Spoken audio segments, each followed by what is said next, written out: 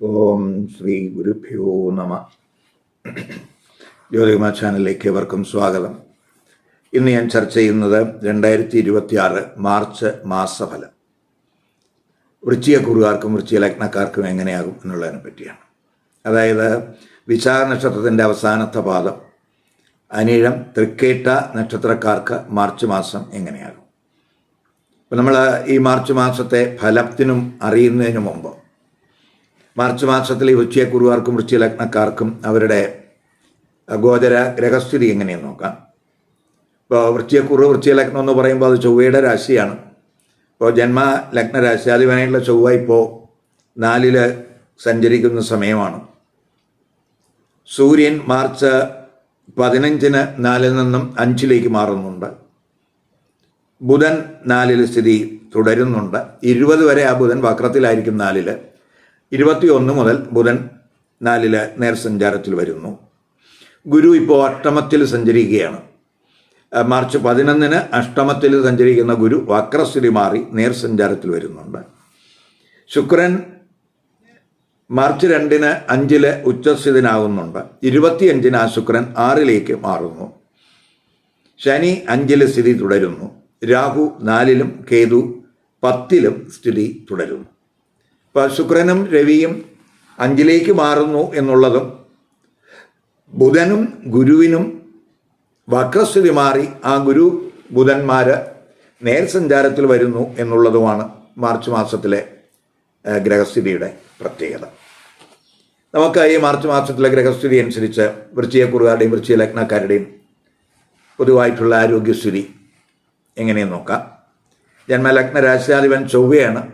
4 നിൽക്കുന്നത്. കേന്ദ്രസ്ഥാനത്താണ് ആ ചൊവ്വ നിൽക്കുന്നത്. എങ്കിലും ചൊവ്വ 6ാം ഭാവാധിപനും കൂടെയാണ്. അപ്പോൾ അതുപോലെ 8ാം ഭാവാധിപനായിട്ടുള്ള ബുധനും ആ 4 നിൽക്കുന്ന സമയമാണ്. അപ്പോൾ പൊതുവെ നമുക്ക് 4 രാഹു ഉണ്ട്. അപ്പോൾ ചൊവ്വ രാഹു ബുധൻ 4 നിൽക്കുന്ന സമയമായതുകൊണ്ട് നമുക്ക് മാനസികമായിട്ട് അല്പം ടെൻഷൻ, മെൻ്റൽ കോൺഫ്ലിക്റ്റ്, കുടുംബത്തിൽ ഒരു സുഖക്കുറവ് ഒക്കെ ചിലപ്പോൾ ഉണ്ടായെന്ന് വരാം. അതുപോലെ 5ാം ഭാവാധിപനായിട്ടുള്ള ഗുരു അഷ്ടമത്തിലാണ് നിൽക്കുന്നത്. ഇപ്പോൾ ചിലർക്ക് ഈ ലോവർ അബ്ഡമൻ റിലേറ്റഡ് ആയിട്ട് എന്തെങ്കിലും ഇഷ്യൂസ്, അതുപോലെ ഈ ഡയബറ്റിക് റിലേറ്റഡ് ആയിട്ടുള്ള പ്രശ്നങ്ങളുള്ളവർ, ഒബീസിറ്റി പ്രോബ്ലംസ് ഉള്ളവർ ഒക്കെ ഒരു കെയർ വേണം. ചിലർക്ക് ബ്ലാഡർ റിലേറ്റഡ് ആയിട്ട് എന്തെങ്കിലുമൊക്കെ ഇഷ്യൂസൊക്കെ ചിലപ്പോൾ ഈ സമയത്ത് ഉണ്ടാകാം, ഇൻഫെക്ഷൻ പോലെയുള്ള കാര്യങ്ങൾ. അപ്പോൾ പൊതുവെ നമുക്ക് 5ാം ഭാവാധിപൻ അഷ്ടമത്തിൽ കൂടെ പോകുന്ന സമയമായതുകൊണ്ട് സന്താനത്തിൻ്റെ ആരോഗ്യകാര്യത്തിൽ നമ്മൾ ശ്രദ്ധിക്കണം. അതുപോലെ ബന്ധുക്കളുമായിട്ടുള്ള കമ്മ്യൂണിക്കേഷനിലും ഒരു കെയർ വേണം. ഇനി നമുക്ക് തൊഴിൽ സ്ഥിതി എങ്ങനെ നോക്കാം. തൊഴിൽ സ്ഥിതി നോക്കുമ്പോൾ 10 കേതു. അത് ആദ്യവാരം നമുക്ക് പ്രത്യേകിച്ച് മാർച്ച് 3 10 ഗ്രഹണം നടക്കുന്നത്, ചന്ദ്രഗ്രഹണം നടക്കുന്നത്. 10ാം ഭാവാധിപനായിട്ടുള്ള സൂര്യനാണെങ്കിൽ രാഹുവിനോടൊപ്പം 4 സഞ്ചരിക്കുന്ന സമയമാണ് ആദ്യ പകുതി. അത് ചിലപ്പോൾ തൊഴിലിൽ എന്തെങ്കിലുമൊക്കെ ചലഞ്ചസ് ഉണ്ടാക്കാം. ഗ്രഹണവാരമൊക്കെ ആകുമ്പോൾ, പ്രത്യേകിച്ച് ആദ്യത്തെ വാരം നമ്മൾ ഈ ടെസ്റ്റ് ഇൻ്റർവ്യൂകളിലൊക്കെ പങ്കെടുക്കുന്നവർ വളരെ ശ്രദ്ധ വേണം. കുറച്ചുകൂടെ അവരുടെ ആ പ്രവർത്തനങ്ങളിലെ കുറച്ച് ഫോക്കസ് കൂട്ടണം. ആദ്യ പകുതി തൊഴിലിൽ അല്പം കൺഫ്യൂഷനൊക്കെ ഉണ്ടാകാം. ചിലപ്പോൾ കോൺസെൻട്രേഷനൊക്കെ കുറയും. പ്രത്യേകിച്ച് 10 കർമ്മസ്ഥാനത്താണ് ആ ചന്ദ്രഗ്രഹണം വരുന്നത്. അപ്പോൾ തൊഴിലിടത്ത് നമ്മൾ എടുക്കുന്ന തീരുമാനമൊന്നും ചിലപ്പോൾ ആദ്യത്തെ വാരം ശരിയാകണമെന്നില്ല. ഹെഡ്ലെസ് ആയിട്ടുള്ള ഡിസിഷൻ എന്ന് വേണമെങ്കിൽ പറയാം.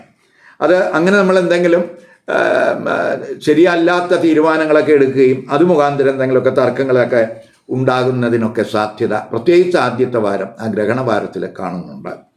അതുകൊണ്ട് ഈ കൂടെ വർക്ക് ചെയ്യുന്നവരുമായിട്ടൊക്കെ ചിലപ്പോൾ സഹകരണക്കുറവിനൊക്കെ സാധ്യത കാണുന്നുണ്ട് ആദ്യത്തെ വാരം. അവസാന പകുതിയൊക്കെ കഴിയുമ്പോൾ, അതായത് ആദ്യ വാരമൊക്കെ കഴിഞ്ഞ് അവസാനത്തെ പകുതിയൊക്കെ ആകുമ്പോൾ, പ്രത്യേകിച്ച് 10ാം ഭാവാധിപനായിട്ടുള്ള സൂര്യൻ 5 മാറുകയാണ്.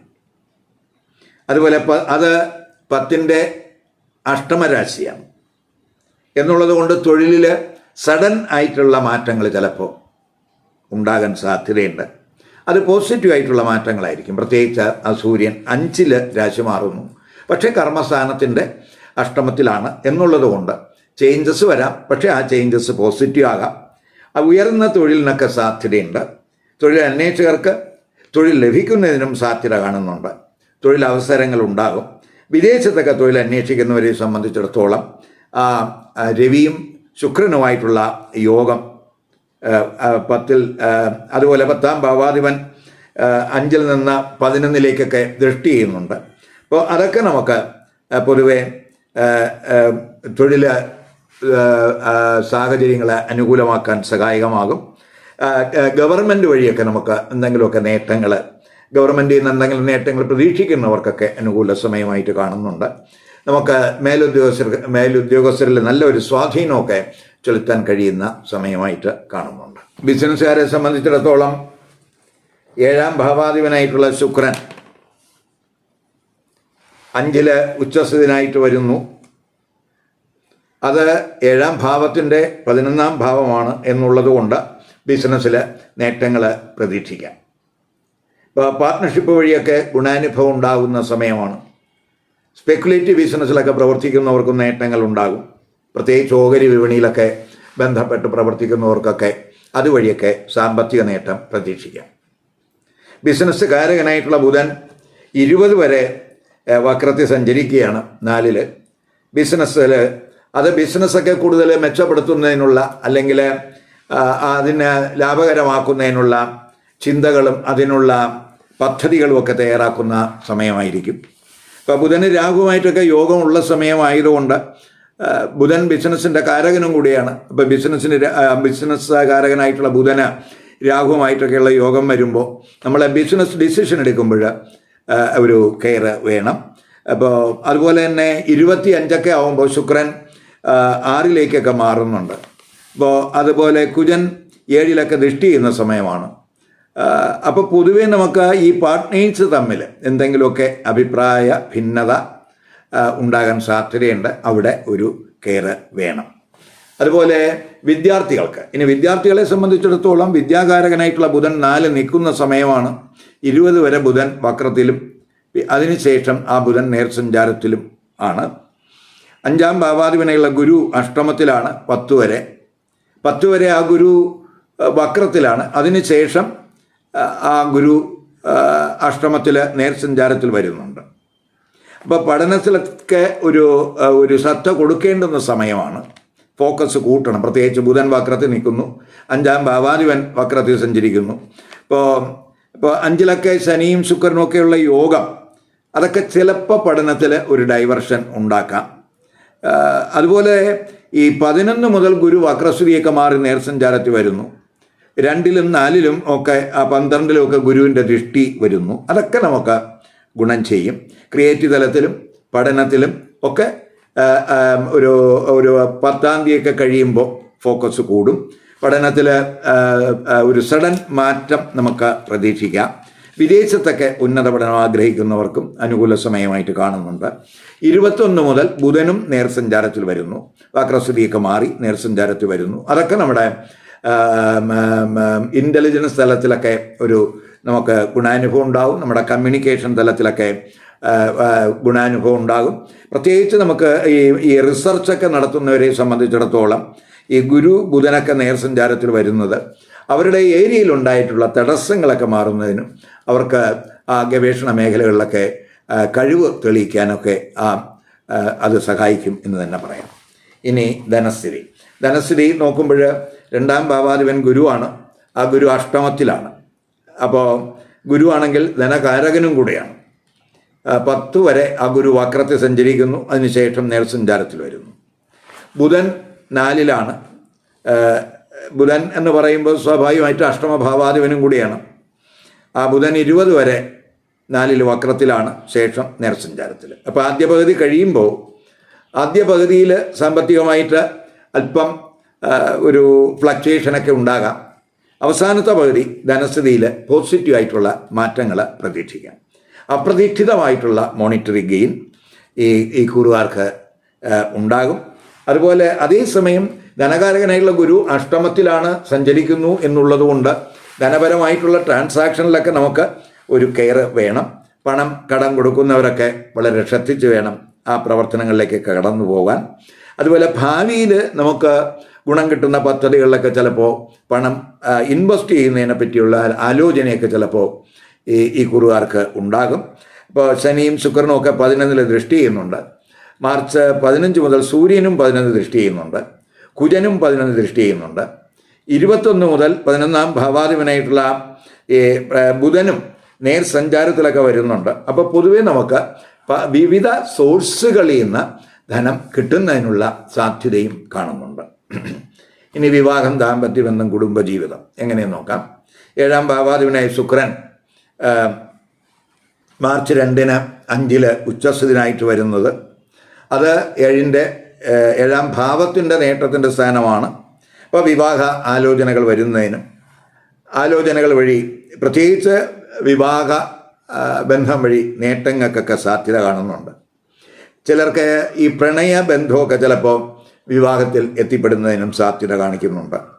5ാം ഭാവാധിപനായിട്ടുള്ള ഗുരു അഷ്ടമത്തിൽ വക്രസ്ഥിതി മാറുന്നു. അതുപോലെ ശുക്രൻ ഉച്ചസ്ഥിതനായിട്ട് 5-ൽ വരുന്നു. അപ്പോൾ ജന്മലഗ്ന രാശ്യാധിപനായിട്ടുള്ള ചൊവ്വയെ ആ ഗുരു ദൃഷ്ടി ചെയ്യുന്നു. അപ്പോൾ പ്രണയ ചിന്തകളൊക്കെ ഉണ്ടാകും.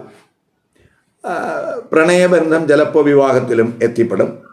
മാരിറ്റൽ റിലേഷൻഷിപ്പിലും നോക്കുമ്പോൾ ദമ്പതിമാർക്കിടയിൽ സന്തോഷ അനുഭവങ്ങൾ ഉണ്ടാകുന്ന സമയമാണ്. ജീവിത പങ്കാളി വഴി എന്തെങ്കിലുമൊക്കെ നേട്ടങ്ങൾ ഈ കുറുകാർക്ക് ഉണ്ടാകാൻ സാധ്യതയുണ്ട്. 25-നൊക്കെ ശുക്രൻ 6-ലേക്ക് മാറുന്നുണ്ട്. അത് 6-ലേക്ക് മാറുകയും 12-ലേക്ക് ആ ശുക്രൻ്റെ ദൃഷ്ടിയൊക്കെ വരുന്നുണ്ട്. അപ്പോൾ ദമ്പതിമാർ ചിലപ്പോൾ ദൂരെ യാത്രകൾക്കൊക്കെ സാധ്യത കാണുന്നുണ്ട്. ഈ ഫോറിൻ യാത്രകളൊക്കെ ചിലപ്പോൾ പ്ലാൻ ചെയ്യുന്നതിനൊക്കെ സാധ്യത കാണിക്കുന്നുണ്ട്. അതേസമയം അവസാനത്തെ പകുതിയൊക്കെ ആകുമ്പോൾ സൂര്യൻ 5-ലേക്ക് മാറുന്നു. ആ സൂര്യനും ശനിയും ശുക്രനുമായിട്ടുള്ള ബന്ധമൊക്കെ 5-ൽ വരുന്നു. 7-ൽ കുജൻ്റെ ദൃഷ്ടി വരുന്നു. അപ്പം ചിലർക്ക് ചില ദമ്പതിമാർക്ക് ചിലപ്പോൾ ഈ ഈഗോ പ്രശ്നങ്ങൾ അവർക്കിടയിൽ ഉണ്ടാകാൻ സാധ്യതയുണ്ട്. അത് മുഖാന്തരമുള്ള അഭിപ്രായ വ്യത്യാസങ്ങൾ, തർക്കങ്ങൾ ഇവയൊക്കെ ഉണ്ടാകാം എന്നുള്ളതുകൊണ്ട് ഒരു കരുതൽ അവരുടെ ഭാഗത്ത് വേണം. കുടുംബജീവിതത്തിലോട്ട് വരുമ്പോൾ ജന്മലഗ്ന രാശ്യാധിപൻ ചൊവ്വ 4 നിൽക്കുന്നു.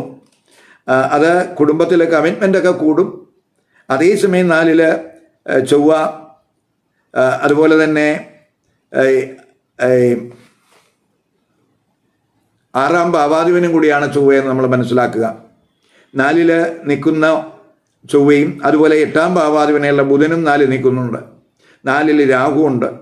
14 വരെ 4-ൽ സൂര്യനുണ്ട്. അപ്പോൾ ഇവയൊക്കെ അതായത് സൂര്യൻ, രാഹു, കുജൻ, ബുധൻ ഈ ഗ്രഹങ്ങളെല്ലാം തന്നെ 4-ൽ സുഖസ്ഥാനത്ത് നിൽക്കുമ്പോൾ നമുക്ക് ചില കുടുംബത്തിൽ അപ്രതീക്ഷിതമായ എന്തെങ്കിലും സംഭവവാസങ്ങൾ, അത് മുഖാന്തരമുള്ള അഭിപ്രായ വ്യത്യാസങ്ങൾ, തർക്കങ്ങൾ ഒക്കെ ചിലപ്പോൾ ഉണ്ടാകാൻ സാധ്യതയുണ്ട്. ചിലരെ സംബന്ധിച്ചിടത്തോളം പ്രോപ്പർട്ടി റിലേറ്റഡ് ആയിട്ട് എന്തെങ്കിലുമൊക്കെ ഡിസ്പ്യൂട്ട്സിനും സാധ്യത കാണുന്നുണ്ട്. ഗുരുദൃഷ്ടിയൊക്കെ 2-ലും 4-ലും ഒക്കെ ഉള്ളത് നമുക്ക് എന്തെങ്കിലുമൊക്കെ പ്രശ്നങ്ങൾ വന്നാലും അവയൊക്കെ നിയന്ത്രിക്കുന്നതിന് ആ ഗുരുവിൻ്റെ ദൃഷ്ടി സഹായകമാകും.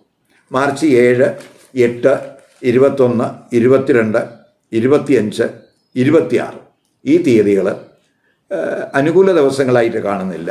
അതുകൊണ്ട് ഈ ദിവസങ്ങളിൽ ശുഭകർമ്മങ്ങൾ ഒഴിവാക്കുക. അതുപോലെ പുതിയ സംരംഭങ്ങൾ ഈ ദിവസങ്ങളിൽ തുടങ്ങാതിരിക്കാൻ ശ്രദ്ധിക്കുക.